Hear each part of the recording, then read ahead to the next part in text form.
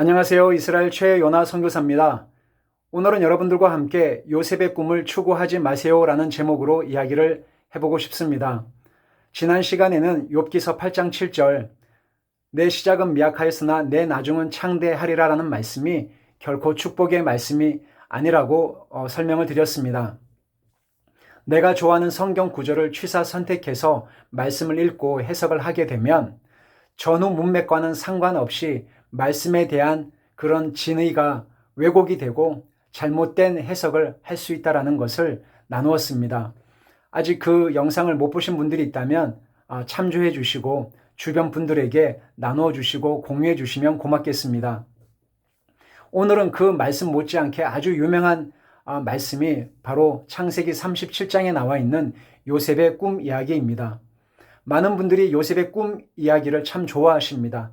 은혜가 되고 감동도 되고 요셉이 17살 때 이집트의 노예로 팔려가서 13년 동안 험한 세월을 보낸 이후에 30살에 이집트의 총리가 된 이런 이야기는 정말 드라마틱하고 우리들에게 참 감동을 주는 그런 이야기입니다. 그래서 많은 분들이 요셉의 꿈 이야기를 좋아하십니다. 요셉의 형통한 이야기, 요셉의 성공한 이야기, 요셉의 꿈 이야기를 여러 다양한 집회나 또 설교 시간에 인용이 되는 말씀이지만 실상은 이 말씀의 핵심은 요셉의 꿈 이야기가 아니라 바로 예수 그리스도의 구원의 역사를 선포하고 있는 말씀입니다. 성경은 하나님이 죄 많은 이 땅에 오셔서 우리를 어떻게 구원하셨는지 보여주시는 놀라운 구속의 이야기입니다. 하나님께서 하나님의 사람들을 통해 하나님의 때에 하나님의 방법으로 하나님의 구원 역사를 이루어가고 계시는 이야기가 바로 성경 이야기라고 할 수 있습니다. 근데 성경에는 여러분들이 잘 아시는 것처럼 정말 다양한 인물들이 등장을 합니다. 아브라함, 이삭, 야곱, 요셉, 다윗, 사무엘, 에스더, 솔로몬 같은 정말 하나님이 쓰신 다양한 사람들의 이야기가 등장을 합니다. 그런데 우리가 정말 주목해야 될 대상은 성경에 나오는 여러 사람들의 이야기가 아니라 연약한 그들의 모습을 통해 하나님은 어떻게 자신의 약속을 신실하게 이루어 가시는지 하나님의 열심을 주목하는 데 있습니다. 여러분들이 잘 아시는 이 요셉의 꿈 이야기는 야곱이 자신이 사랑했던 라헬을 통해서 태어난 아들 요셉을 너무나 사랑하게 돼서 채색 옷을 지어 입히게 됩니다. 형제들과의 관계가 좋지 않았었는데 형제들은 요셉을 시기하고 미워하게 되죠. 그리고 그가 꾼 꿈으로 인해서 그를 더욱 시기하고 미워하게 됩니다. 창세기 37장 2절에 이렇게 말씀하고 있습니다.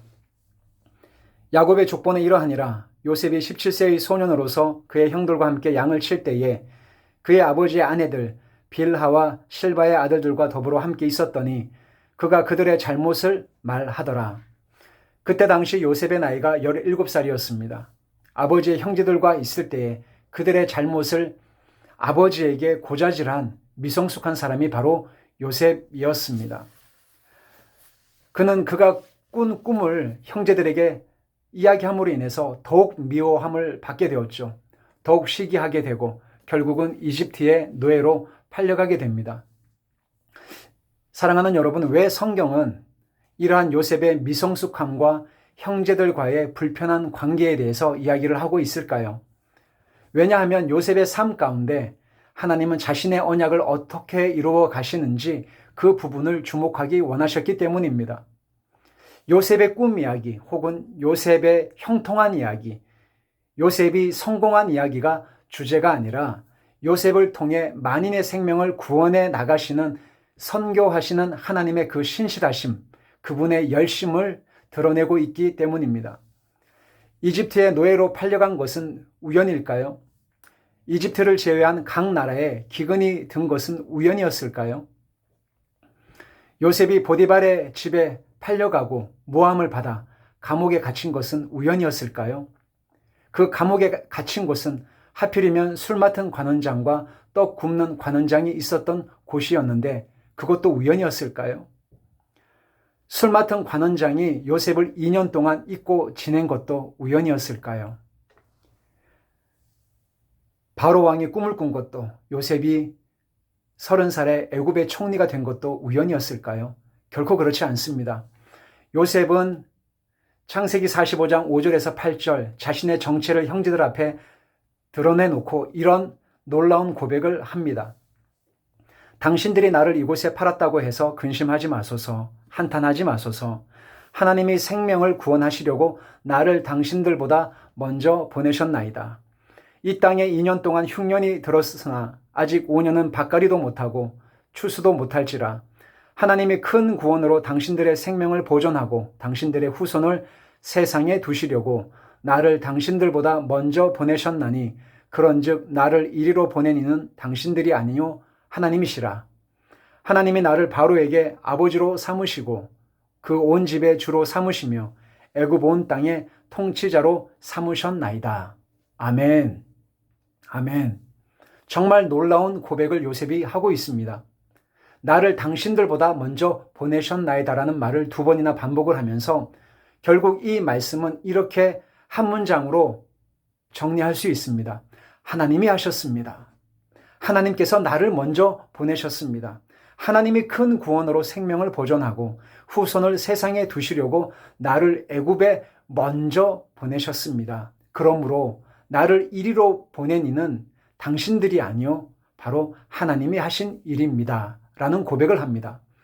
사랑하는 여러분, 요셉의 이야기는 요셉의 꿈 이야기 혹은 요셉이 어려움을 극복하고 성공해서 형통했다는 이야기가 아니라 하나님의 구원 역사를 선포하고 있는, 하나님의 열심을 선포하고 있는, 하나님의 신실하심을 선포하고 있는 하나님 이야기입니다. 사랑하는 여러분, 요셉의 꿈을 추구하지 마십시오.